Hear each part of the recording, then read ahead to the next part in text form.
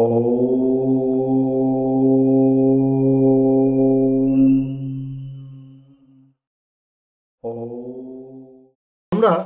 খুব ক্রুশিয়াল একটা পিরিয়ডের মধ্যে দিয়ে যাচ্ছি।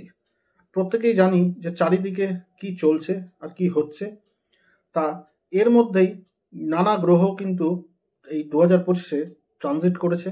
সেই সব ভিডিওগুলো কিন্তু আগেই আমি কিন্তু দিয়েছি। যেমন রাহুর ভিডিও আছে, শনির ভিডিও দেওয়া আছে। আপনারা প্লিজ কাইন্ডলি দেখে নেবেন। মঙ্গলের ট্রানজিটটাও কিন্তু আমি বলে দিয়েছি, আপনারা কিন্তু একটু দেখবেন। তো আজকে যেটা নিয়ে আমি আলোচনা করব আপনাদের সঙ্গে, সেটা কিন্তু জুন মাসে ওভারঅল সব কটা রাশির কেমন যেতে চলেছে, কি কি হতে চলেছে, কি কি দেখব আমরা, সেইগুলো নিয়েই কিন্তু বিস্তারিত আজকে আলোচনা করব। যে কথাগুলো আমি বলবো বা যে সাবধানতাগুলো দেব, যেগুলো বলবো সেগুলো একটু মেনে চলার চেষ্টা করবেন, তাতে আপনার লাভই হবে। তো চলুন বেশি কথা না বলে আজকে ভিডিওটা শুরু করি। তো নমস্কার, আমি বাদশা মুখার্জি, অ্যাস্ট্রোলজার, বাস্তুশাস্ত্রবিদ, প্লামিস্ট অ্যান্ড নিউমোলজিস্ট। তাহলে শুরু করা যাক মকর রাশি। মকর রাশির এই জুন মাস কেমন যাবে সেটা চলুন জেনে নিই। তো মকর রাশিকে ফার্স্টেই বলবো, আপনারা তো সারা জীবন স্ট্রাগল করছেন, এই মাসটাও আপনাদের একটু স্ট্রাগলের মধ্যে দিয়ে যাবে। কিন্তু আমি কিন্তু দেখতে পাচ্ছি আপনাদের কিন্তু একটা ধন প্রাপ্তিরও যোগ কিন্তু অবশ্যই রয়েছেন। কিন্তু আপনারা কিন্তু ধন পেয়ে আনন্দিত হয়ে বাজে খরচা বা খরচের হার কিন্তু বাড়িয়ে ফেলবেন না, তাহলে কিন্তু সমস্যায় পড়তে পারেন। তো খরচটা কিন্তু আপনারা একটু বুঝে শুনে করুন। মকর রাশির জন্য বলবো, লটারি বা শেয়ার মার্কেটে আপনারা যদি কোনো ইনভেস্ট করেন তাহলে কিন্তু অবশ্যই এই সময়টা কিন্তু খুব লাভজনক আপনি হতে পারেন। এবার বলবো, মকর রাশির যাদের ছেলে মেয়ে রয়েছে তাদের জন্য কিন্তু নানা চিন্তা কিন্তু বাড়তে পারে। বাড়ি ঘরে কিন্তু আপনাদের শান্তির পরিবেশ বজায় থাকবে। মকর রাশির বিবাহিত কাপেলদের জন্য বলবো যে পুরুষরা, যারা পুরুষ আছেন তাদের কিন্তু অবশ্যই আপনাদের স্ত্রীর দিকে নানাবিধ সমস্যা কিন্তু আসতে চলেছে, তাদের দিকে কিন্তু আপনাদের ধ্যান দেওয়া অবশ্যই দরকার। নানা রকম গাইনি সমস্যা কিন্তু আসতে পারে।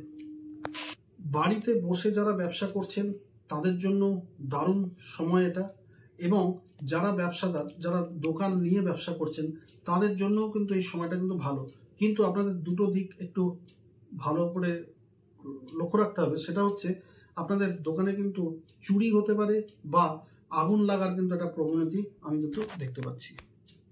চাকরি করেন তাদের জন্য কিন্তু সময়টা মোটের ওপর ভালো, কিন্তু আমি বলবো এই সময় কারোর সঙ্গে বাদবিদণ্ডায় বা জড়িয়ে পড়বেন না, তাহলে কিন্তু আপনি বড় খেসারত কিন্তু আপনাকে গুনতে হবে।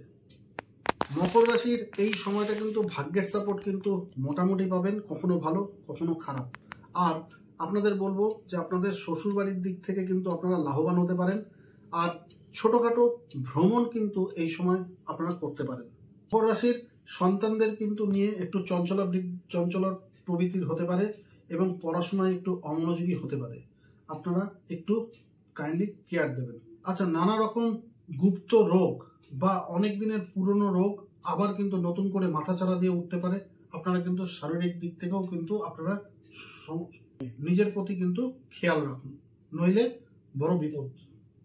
মকর রাশির যারা ক্রিয়েটিভ সেক্টরে আছেন, যারা গান বাজনা খেলাধুলার সঙ্গে যুক্ত আছেন, তাদের কিন্তু সময়টা দারুণ। কিন্তু চোখেরও নানা রকম প্রবলেম কিন্তু এই সময় দেখা দিতে পারে।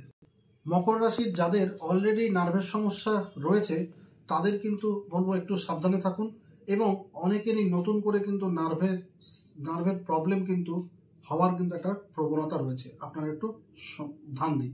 মকর রাশির ব্যক্তিরা জ্ঞানী লোকেদের থেকে কিন্তু আপনারা একটু দূরে থাকুন, এবং জ্ঞানী লোকেদের সঙ্গে কিন্তু বাদবিদণ্ডায় বা কোনো রকম তর্কাতর্কি কিন্তু করতে যাবেন না এই সময়, তাহলে কিন্তু আপনার সমস্যা পড়তে হতে পারে।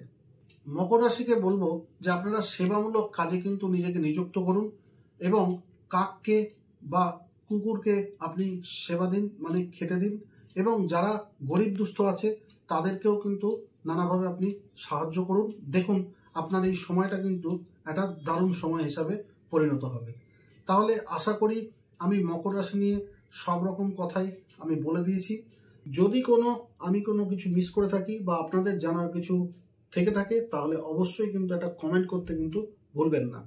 ওভারঅল কিন্তু আমি মোটামুটি সবই কভার করলাম।